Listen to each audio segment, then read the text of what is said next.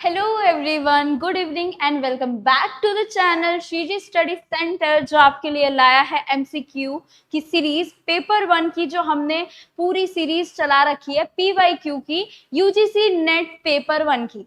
तो आइए और सॉल्व करते हैं बहुत सारे पीवाईक्यू क्वेश्चंस जो ऑलरेडी आ चुके हैं, जो आपको और करीब ले जाएंगे अपनी सक्सेस की तरफ।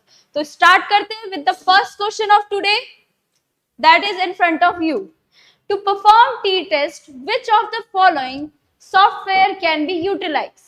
तो t-test जो कि होता है, आपने सुना होगा, ये टेस्ट जो होते हैं हमारे, जो हाइपोथेसिस को प्रूव करने के लिए यूज किए जाते हैं या एक सॉल्यूशन को निकालने के लिए यूज किए जाते हैं। तो इनमें से कौन सा सॉफ्टवेयर है ये जो यूटिलाइज कर सकते हैं? Option first MS Excel, b Unix ING, या सी एसपीएसएस, या डी एमएस इक्वेशंस। जल्दी से बता दीजिए क्योंकि ये है बहुत इजीएस्ट क्वेश्चन।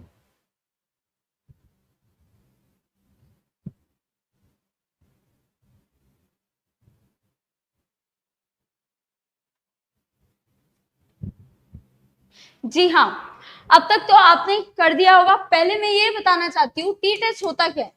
टी टेस्ट उसमें होता है जिसमें नंबर ऑफ पॉपुलेशन 30 से कम होती है, उसको जिसको हम बोलते हैं स्मॉल टेस्ट।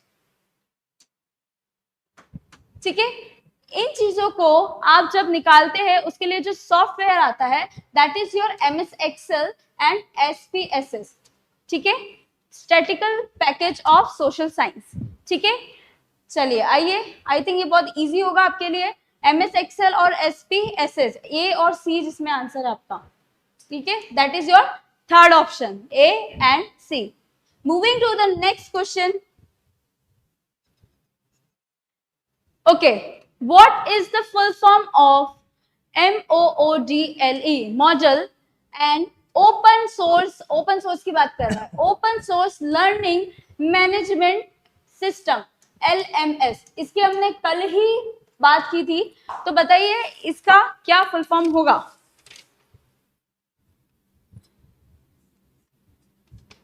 बताइए।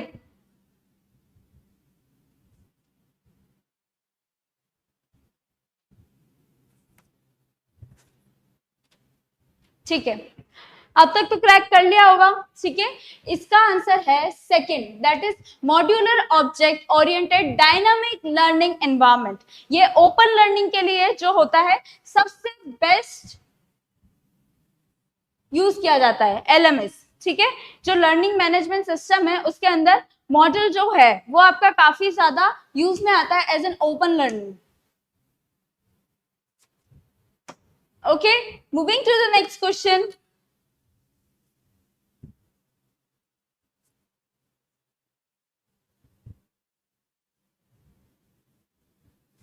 ठीक है, चलो स्टार्ट।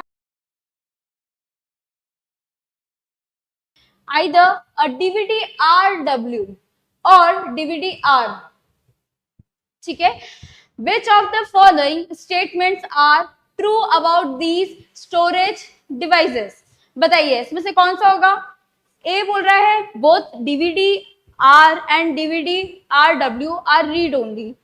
बी बोल रहा है DVD R can be written to only once। ठीक है, and DVD RW can be written to many times। Okay, both DVD R and DVD RW can be written to once only। बताइए इसमें से कौन सा होगा? कॉम्बिनेशन ये दे रखे हैं, अगर आपको इसकी फुल फॉर्म आती होगी तो आप ये इजीली क्रैक कर पाओगे। बताइए।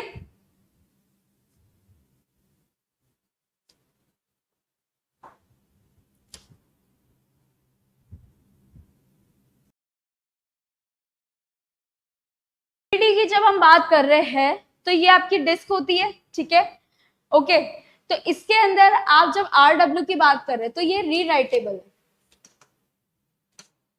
रीराइट हो सकती है। ठीक है, और ये रीड ओनली है। डीवीडी आर का मीनिंग है रीड ओनली।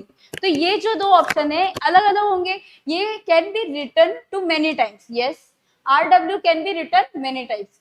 कई टाइम तक ये क्या हो सकता है? बार बार हम इसको रीड और राइट कर सकते हैं, हटा सकते हैं।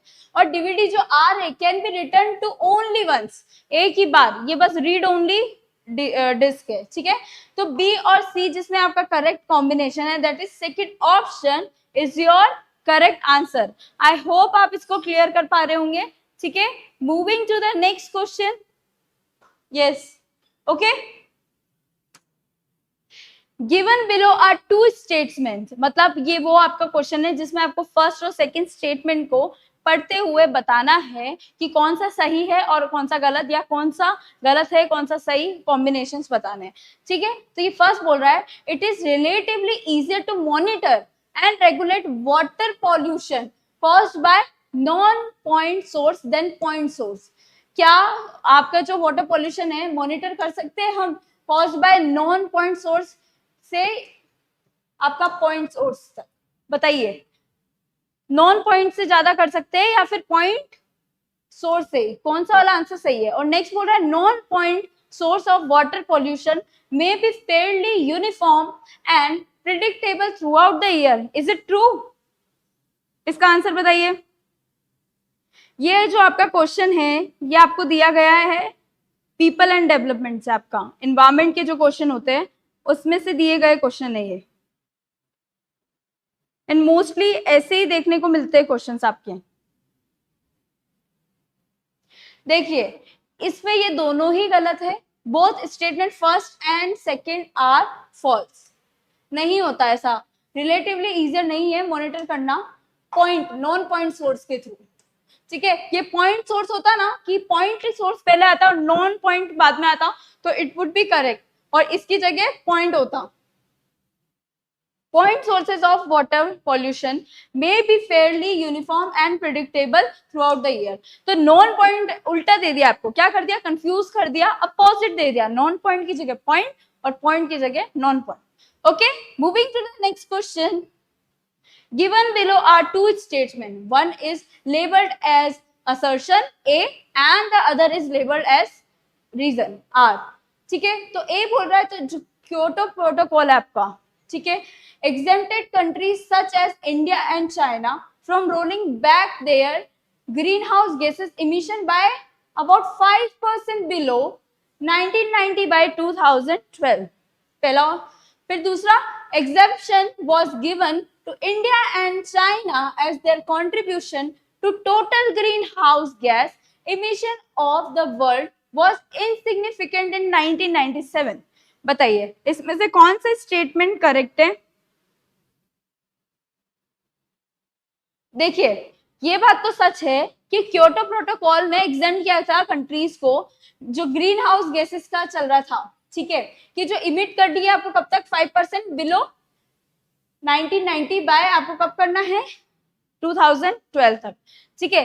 तो ये फर्स्ट तो सही है लेकिन ये एग्जाम सिर्फ इनको मिला है, दैट इज रॉन्ग, ठीक है। तो ये आपका ए सही हो जाएगा, that is third option, A is true but R is false.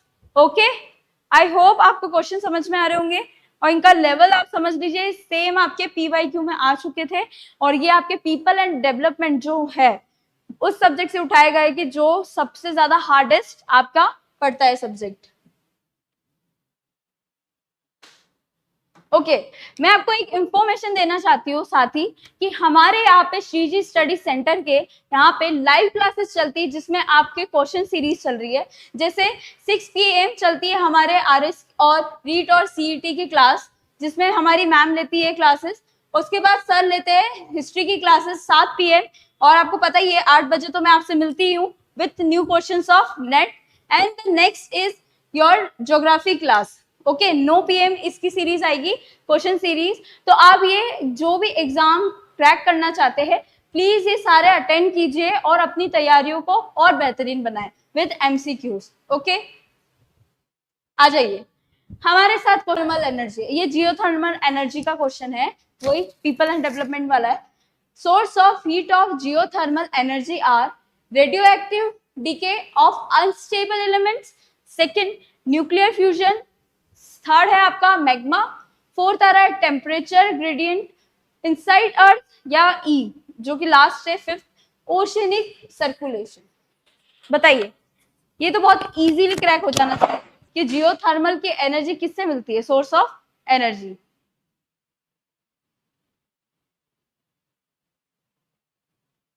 देखिए ये बहुत इजी है। एक तो रेडियो एक्टिव, ये जो चीज है ये तो हमें पता है, radioactive is directly related to the geothermal, and nuclear fusion आएगा एंड मैग्मा आएगा।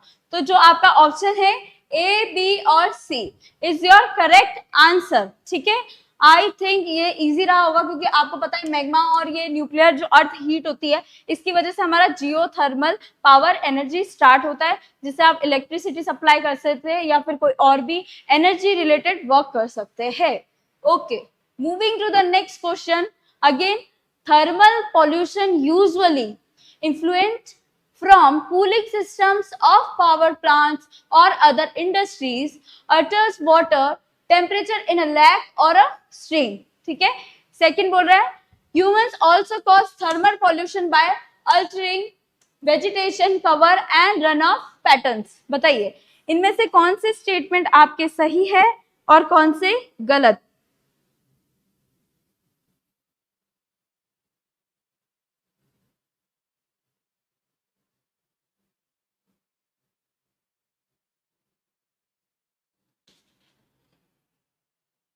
ठीक है, जो थर्मल पॉल्यूशन होता है usually influence from cooling system of power plant और अदर, तो ये अल्टर करता है water temperature in a lake और स्ट्रीम। ठीक है, ये एकदम एब्सोल्युटली करेक्ट है। सेकेंड स्टेटमेंट बोल रहा है humans also cause thermal pollution. Yes, होता है, ह्यूमन से तो होता ही है, vegetation cover and run of the patterns. ठीक है, तो ये दोनों स्टेटमेंट आपकी क्या है, absolutely correct. Then your first option is true. Moving to the next question, which of the following substances has the least ozone depleting protocol? ODP की बात कर रहा है ये, पोटेंशियल। ठीक है, first chlorofluorocarbon, second hydrochlorofluorocarbon, third है आपका कार्बन टेट्राक्लोराइड या फोर हेलेंस। इसमें से कौन सा सब्सटेंस है जो लीस्ट है? ठीक है, ओजोन डिप्लेशन, जो ओजोन लेयर को कम से कम बर्बाद कर रहा है, कम से कम उसको डिस्ट्रॉय कर रहे हैं। बताइए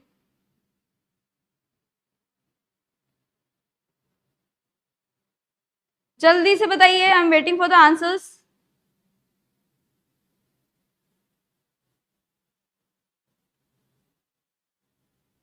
okay, that is your hydrochlorofluorocarbon. ये जो सब्सटेंसेस है वो लीस्ट आपके जो ओजोन लेयर है उसको डिप्लीट करते हैं, that's why these are the answer. Okay, next बोल रहा है जो पोटेंशियल रीजन्स है ऑफ जियोथर्मल साइट्स वो कौन सी है, जो जिसमें से जियोथर्मल हम ऑपरेट कर सकते हैं, जहां से हम एनर्जी ले सकते हैं, वो साइट्स कौन कौन सी है इसमें से? बताइए। ए है करकम पैसिफिक बेल्ट, बी है हिमालयन रीजन, सी है डेल्टास, सबडक्शन जोन्स या फिर रन ऑफ कच्छ। कौन सी है इसमें से? बताइए बताइए। देखिए जियोथर्मल से काफी अच्छे अच्छे क्वेश्चन आए हैं, तो इसका मतलब जियोथर्मल और थर्मल पावर और थर्मल पॉल्यूशन, इनमें से हमको क्वेश्चन सॉल्व करने चाहिए। ठीक है, अब तक तो क्रैक कर लिया होगा। So this is the answer. देखिए ए होगा, जी हाँ, आपका जो करकम पैसिफिक बेल्ट है वहां पे होता है, फिर सेकेंड रीजन जो हिमालयन रीजन है वो है, और जो आपका डी है सबडक्शन जोन, इनमें सबसे ज्यादा ये जो थर्मल पावर साइट्स है ये देखने को मिली है। तो that is your A, B and D, the option is third.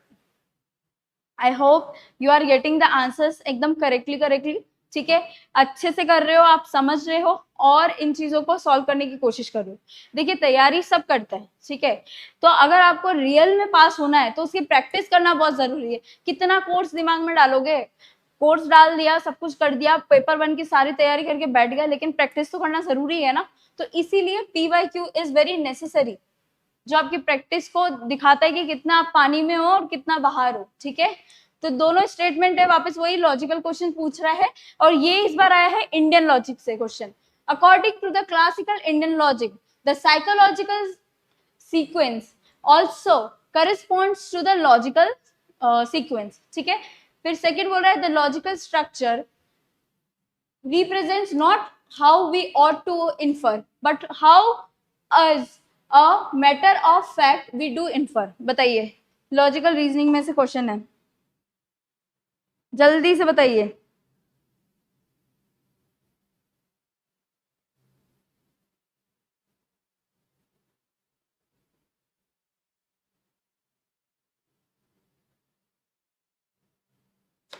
देखिए, ये दोनों ही सही बोल रहा है कि क्लासिकल जो इंडियन लॉजिक है उसमें साइकोलॉजिकल सीक्वेंस आल्सो करस्पॉन्ड, ये दोनों करस्पॉन्ड होते हैं लॉजिकल सीक्वेंशियल से, ठीक है। और जो सेकंड बोल रहा है the logical structure represent not how we ought to infer, नहीं कि कैसे we ought, but how as a matter of fact we do infer, हम कैसे इन्फर करते हैं वो मैटर करता है, ठीक है। तो both the statements are absolutely right, ठीक है। मूविंग टू द नेक्स्ट, ये हिंदी भी दे रखा है, एक बार रीड आउट कर लेना। शास्त्रीय भारतीय तर्क के अनुसार मनोवैज्ञानिक अनुक्रम भी तर्की अनुक्रम से मेल खाता है, ठीक है। ये सारी चीजें आपका वही ऑप्शन क्या होगा इसका, फर्स्ट, कथन 1 और कथन दोनों सही है। Moving to the next, which one of the following source of knowledge, प्रमाण की बात कर रहा है ये, ठीक है। प्रमाण इन classical Indian philosophy is based on similarity of unobserved object with known object. बताइए, फिर मैं इसको आपको अच्छे से एक्सप्लेन करूंगी।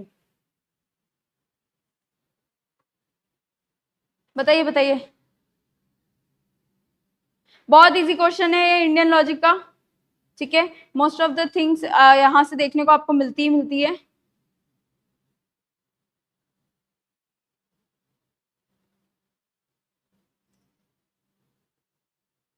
ठीक है, इसका आंसर होगा आपका उपमान, ठीक है, जिसको हम कंपैरिजन भी कहते हैं।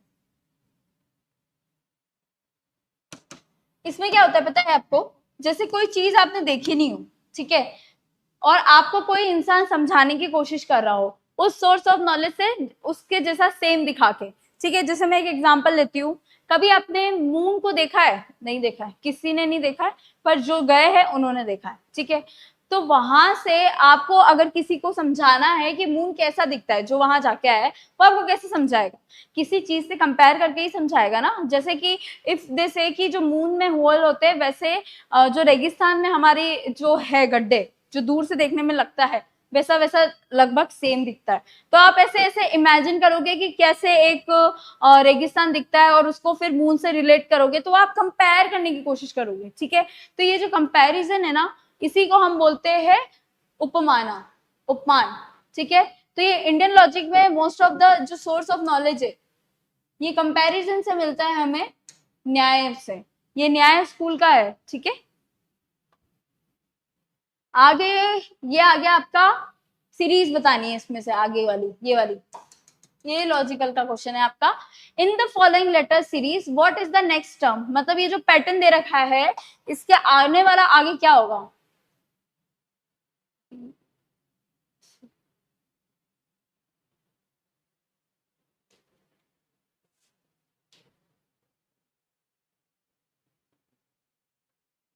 ये डी है, देखिए ये ऐसा है, बी सी डी जी, फिर आएगा आपका सी डी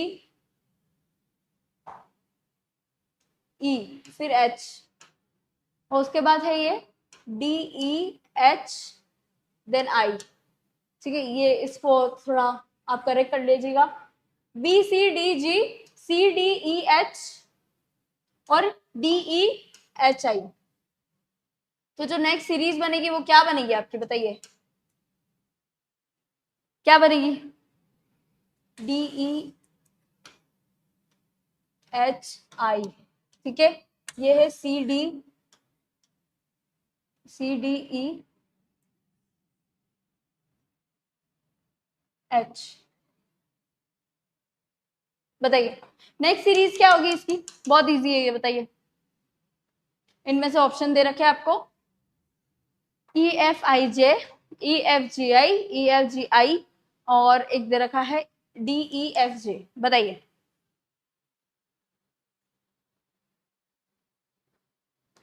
जल्दी से बताइए। देखिए इन्होंने क्या यूज किया है, जैसे ए बी सी फिर डी ई, जो डी और ई है उसको काटा है, फिर वापस बी सी डी, ठीक है, B C D E F, E F को हटा के फिर जी लिखा है, फिर वापस सी डी ई, ठीक है, जी, एफ जी को काट के फिर एच लिखा है, फिर वापस आपने डी ई एच, ठीक है,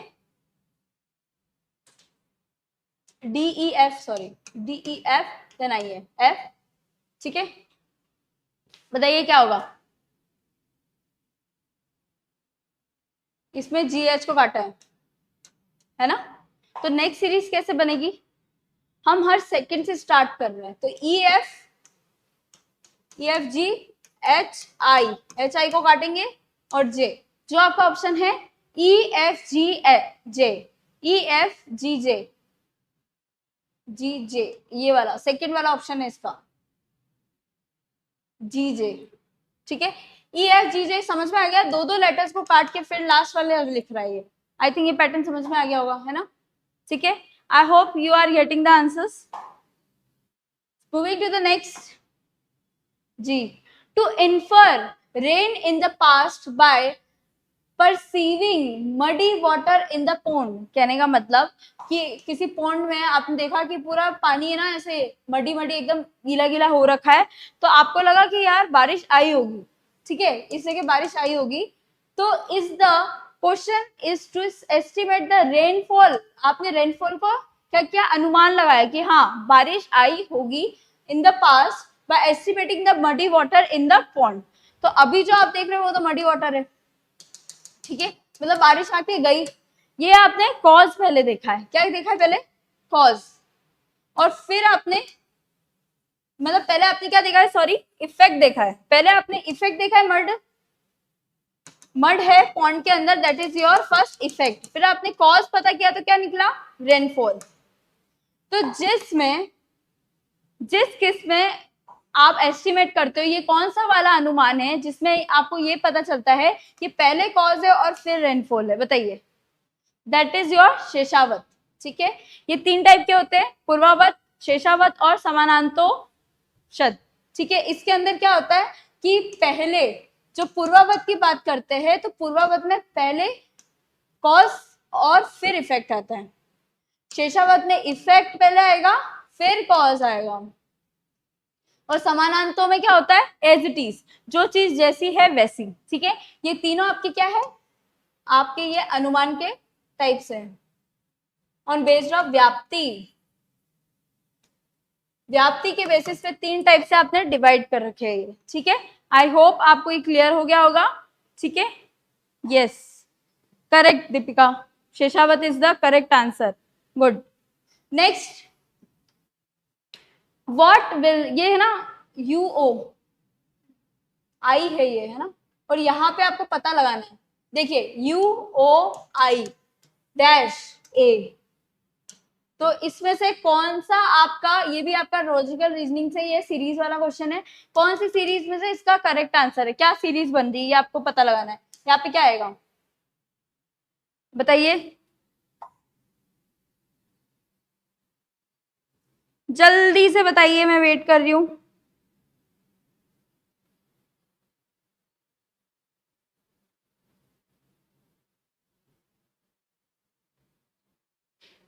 देखिए इसमें क्या बन रहा है आपको दिख रहा होगा, तो इधर से देखेंगे तो AEIOU, ठीक है, ये वॉवल्स दे रखे, तो यहाँ पे क्या मिसिंग है, ई, तो ई जो है आपका fourth, that is your correct answer, ठीक है।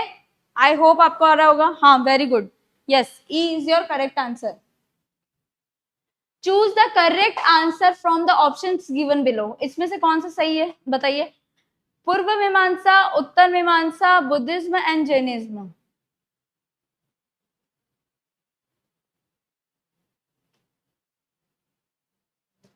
पूर्व मीमांसा, उत्तर मीमांसा, बुद्धिज्म और जैनिज्म, चूज, 2 मिनट, हिंदी में दे रखा होगा ये, हाँ ये देखिए हिंदी में भी दे रखा है,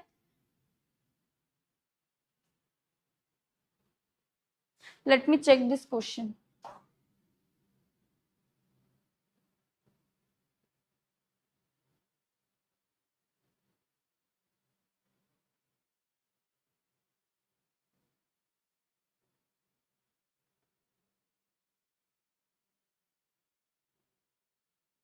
देखिए क्वेश्चन कुछ ऐसा है, which of the following system of Indian philosophy are antithetical to the Vedas, जो वेदास के विरोधी है इसमें से कौन कौन से है, ठीक है। एक और ऑप्शन है इसमें यहाँ पे, Charvaka, that is your E. Anti Vedic है, वो बताना है। जो वेदास को नहीं मानते हैं इनमें से वो कौन कौन से बताइए, ठीक है। अब तक आ गया होगा। देखिए आपके पूर्व मीमांसा उत्तर मीमांसा तो किसको मानते हैं, वेदास को मानते हैं, बट बुद्धिज्म जैनिज्म ये हेट्रोडॉक्स है, ठीक है, ये लोग नहीं मानते हैं, ठीक है। तो ऑप्शन क्या होगा आपका, थर्ड, सी डी और ई। ये लोग वेदास को नहीं मानते, इनकी फिलोसफी अलग चलती है, that's why this option is C D and E. I hope ये समझ में आया होगा आपको ये क्वेश्चन। चारवाक ये भी नहीं मानते हैं। Moving to the next, in Indian logic the presence of the middle term in the minor term. देखिए क्या बोल रहा है, मिडिल टर्म के अंदर माइनर टर्म इज कॉल्ड, इसमें से किसमें बोलते हैं कि मिडिल टर्म में जब माइनर टर्म आ जाती है उसे क्या बोला जाता है, बताओ। व्याप्ति, पक्ष धर्माता, लिंगा या फिर परमार्श, बताइए। बहुत इजी क्वेश्चन है।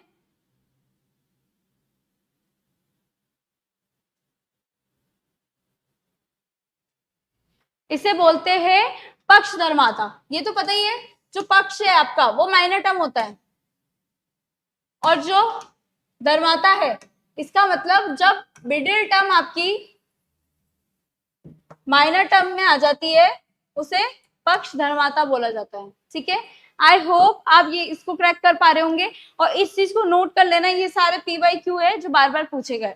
So that is it for today everyone.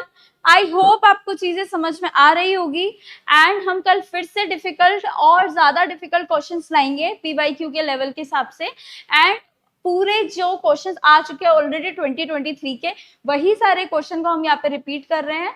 And I wish आप लोग इनको अच्छे से क्रैक कर पा रहे होंगे, क्योंकि यही पैटर्न के क्वेश्चंस आपको आगे देखने को मिलेंगे। तो आइए कल फिर से 8 बजे हम लेंगे आपकी क्लास, जो कि आप सॉल्व करेंगे MCQ। And be happy till then, और तैयारी अच्छी बनाते रहिए, and have a good night. कोशिश करें और अच्छे से पढ़ें। धन्यवाद।